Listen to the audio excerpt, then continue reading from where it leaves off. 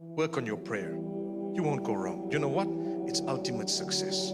Tell yourself every time you're being lazy, Allah is greater. And whatever I'm busy with right now, stop it and go and pray. Even if you start with farad, that's which compulsory initially, and then you can work on a little bit more later. But don't give up.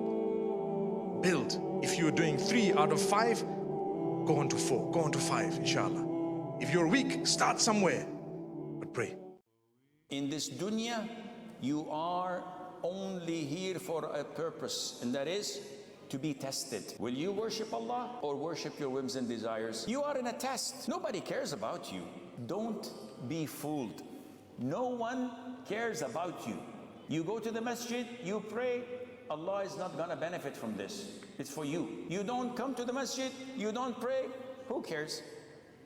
Everyone else will go to bed at 10 o'clock and sleep and wake up in the following morning not thinking of you. And this is why, if you want happiness, look for it in the Quran and in the Sunnah and in being a servant of Allah.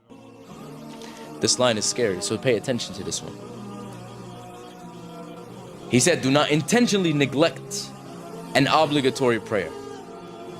For whoever deliberately neglects a mandatory prayer, they have lost and they have no protection from Allah. No protection from Allah whatsoever. You might belittle that, but if anyone loses that protection of Allah, you are now vulnerable to anything to come and harm you.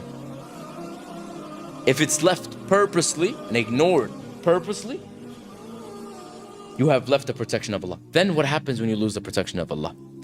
You're vulnerable to the whims, to the whispers of the shaitan. You're vulnerable to the desires of this dunya. You're vulnerable to everything that comes to your way. There's no protection, khalas.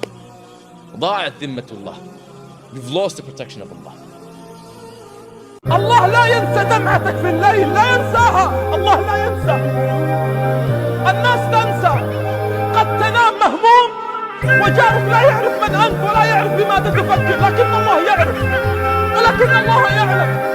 ينام الظالمون، ينام الأغنياء، ينام السارقون في هناء وأنت تنام على ضيق وعلى ضجر. لكن من الذي يراك؟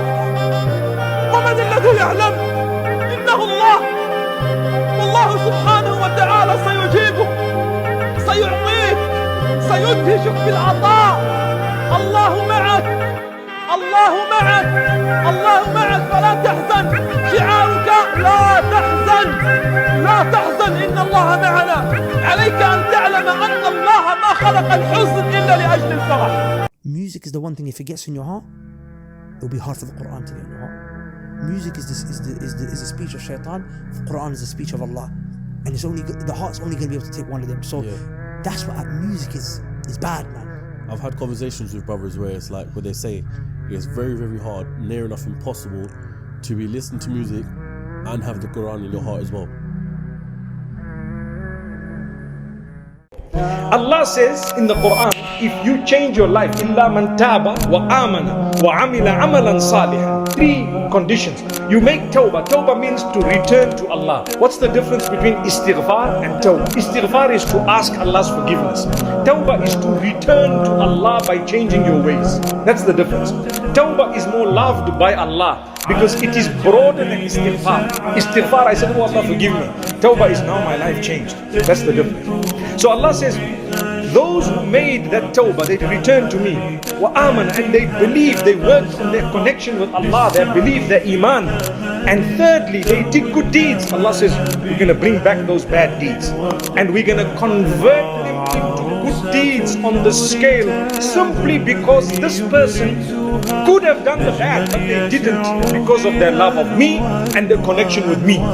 Subhanallah. That is Allah. Allah did not say every soul will die. He said every soul shall taste death.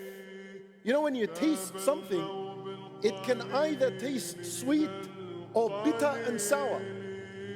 And when people experience death, some will have a pleasurable experience, a sweet taste to it, and others will have a miserable experience, and it will be bitter and sour for them.